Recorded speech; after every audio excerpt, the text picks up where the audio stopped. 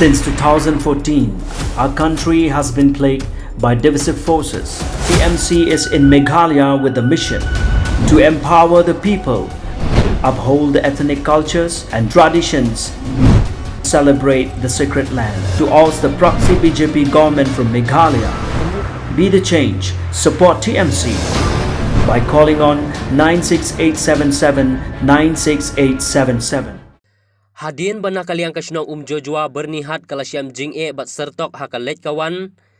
nakadaw ka jingtu jong kakti hapdeng surok namar ka jingti kendo klem akor jong ka way ka company kabalalong try da utam junjunwala kaseng Nyotrap Integrated Territorial Organization bernihat area menta kasngi ka khatar tarik nailur arjar arpuar kala lej ban yakendu yak additional deputy commissioner ka ribhoy ka kong bala kan tiurani ban yakran halor ka tei ka jingti lom klem akor jong ka tei ka company bakin penbhano yak ka tei ka lenti ka bakilati bat amdai syu bakin ngam syapo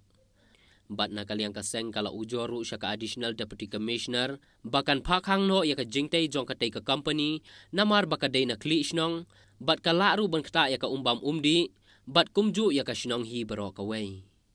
bat ka additional deputy commissioner ka ribhoy ka kong balakan tiurani kalaong ban nakaliang ka jongki kinsa shimkhia hapo kineki artayo bakin salet ban jurib hi dalade na presiden juga itu bernihat area presiden kapil korba te ngawan hane ban halor ka ban ujor yang ini ki nang saputri berarti poteng kum otom tunjun wala baulati yaka surok berbentuk yak kendau syak surok ani ka bentuk ju ka lakta yin oleh ngwan kena school kamtam kalir di blok lud te nak leng ajungi tingi amaham jur ba udai ban pisnano tilti bulati ba mdei su ban ngam sipo bat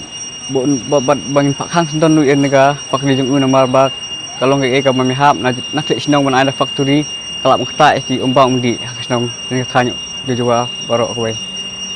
nak kalian jungi lawan kendu ya ka additional DC baka ong magsimkhia ni atayo baka nang mana expectation no kaya takatahi